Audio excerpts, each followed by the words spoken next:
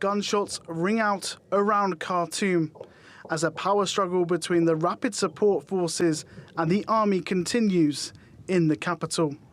Smoke rises over the city skyline, with no end to the fighting in sight yet. The violence even forced Sudan's State TV station off the air. Shots were heard during the broadcast before the picture cut out. It's not known what happened next. Meanwhile, those on the streets run for safety in an attempt to flee the chaos. They are fighting for authority and looting the country and the people, but we are fighting for food, water, education and health services, which they haven't provided for us. So why are they fighting?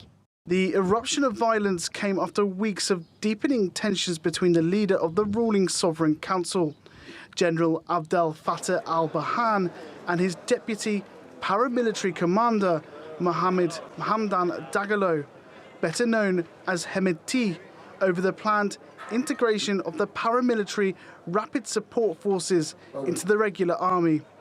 Each side has accused the other of instigating the violence. Khartoum Airport is also involved in the fight. A plane belonging to the Saudi Arabian airline Saudia catches on fire. The company says it was involved in an accident. The RSF claims it controls the airport, as well as the presidential palace and the residence of the Army General. The military denies this. Former Prime Minister Abdallah Hamdok has called for the fighting to stop. Gunfire must stop immediately. The voice of reason should be listened to. No victory can be achieved over the bodies of the Sudanese people. My other message is to the Sudanese people: stay united and reject violence. On a trip to boost ties between the US and Vietnam, America's top diplomat Antony Blinken said the situation was fragile, but he believes the transition to a civilian-led government is still possible. It's a fragile situation.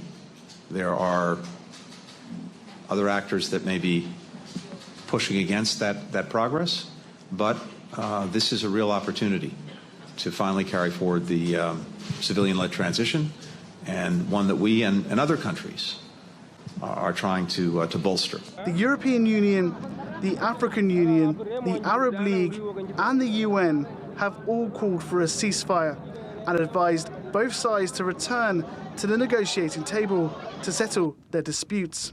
But the latest fighting has left many fearing the violence could spill over Sudan's borders and jeopardize the country's already fragile path to democracy. Daniel Padwick, TRT World.